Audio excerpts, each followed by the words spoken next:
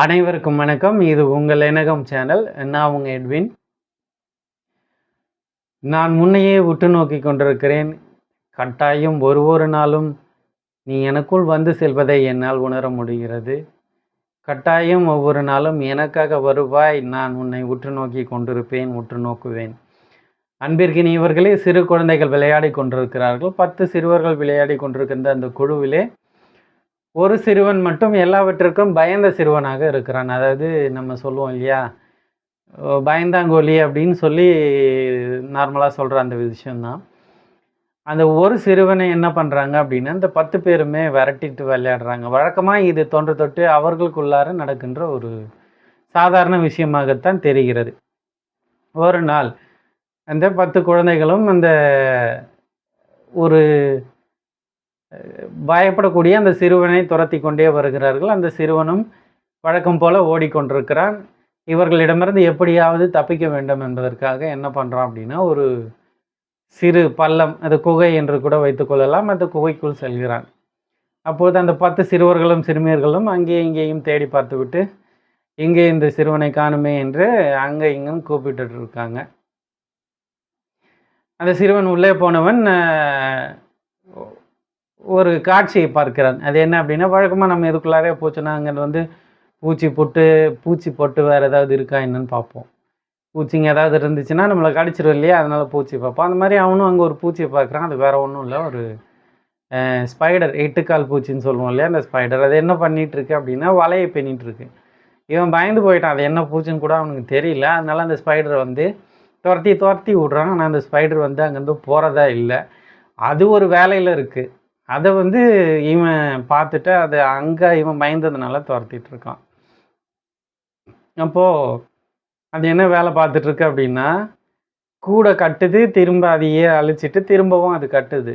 அதாவது அது ஒரு இடத்துக்கு மேலே ஏறி போகணும். அதுக்காக அது இந்த வலையை பின்னுது. கூடுன்றதை விட வலை அப்படின்னு வச்சுக்கலாம். அந்த வலையை பின்னி அந்த வலையில் தான் முன்னேறி செல்ல வேண்டும் அப்படின்றதுக்காக ஒரு தடவையும் முயற்சி பண்ணுது. அதனால் முடியல. ஆனாலும் தன்னோட முயற்சியை விடலை. திரும்ப திரும்ப ட்ரை பண்ணிகிட்டே இருக்கு. இது இந்த பையன் பார்க்குறான். ஆகவே இந்த பையனுக்குள்ளார ஒரு எண்ணம் வருது. நம்ம ஏன் வந்து இந்த மாதிரி தைரியமாக இருக்கக்கூடாது? ஒரு பூச்சிக்கே இவ்வளோ தைரியம் இருக்கும்போது, ஒரு மனுஷனோட குழந்தை நம்ம ஏன் தைரியமாக இருக்கக்கூடாது? அப்படின்னு சொல்லிட்டு அவனுக்குள்ளே எழுகின்ற ஒரு உணர்ச்சி மாற்றத்தால் அதுக்கப்புறமா அவன் தைரியமாக அந்த 10 குழந்தைகளையும் எதிர்த்து நிற்கிறான். அதுக்கப்புறமா அந்த குழந்தைகள் வந்து சற்றே பயப்பட தொடங்குகிறார்கள். காரணம் என்ன அப்படின்னா, இவ்வளோ நாள் ஓடனவன் இப்போ தைரியமாக நிற்கிறான். அவனால் முடியுது அப்படின்னு சொல்லிட்டு தைரியமாக அந்த தைரியத்தை பார்த்து இவங்க கொஞ்சம் பயப்பட ஆரம்பிக்கிறாங்க.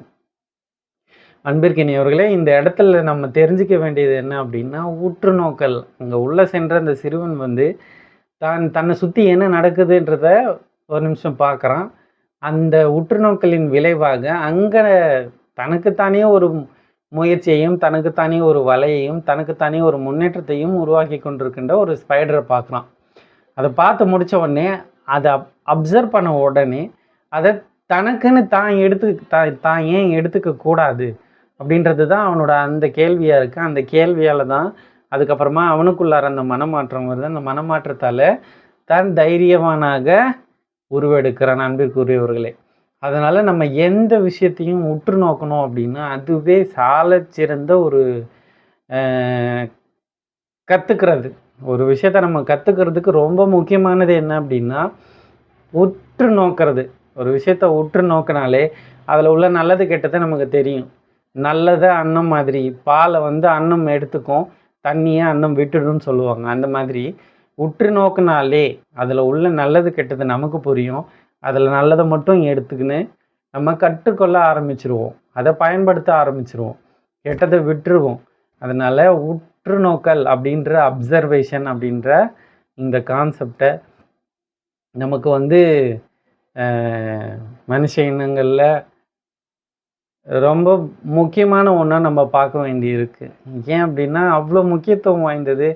ஒரு வீடியோவில் நிறைய சொல்லணும்னு ஆசைப்பட்டாலும் அவ்வளோ சொன்னால் எல்லோரும் கேட்கவும் மாட்டாங்க. அதனால உற்றுநோக்கல்ன்றது ரொம்ப சிறப்பான ஒரு திறன். அதை வளர்த்துக்கிட்டோம் அப்படின்னா கட்டாயம் நமக்கு பெரிய பெரிய வாய்ப்புகளும் பெரிய பெரிய வெற்றிகளும் வந்து சேரும் அப்படின்னு சொல்லி இந்த வீடியோ முடிக்கிறேன். Thank you friends.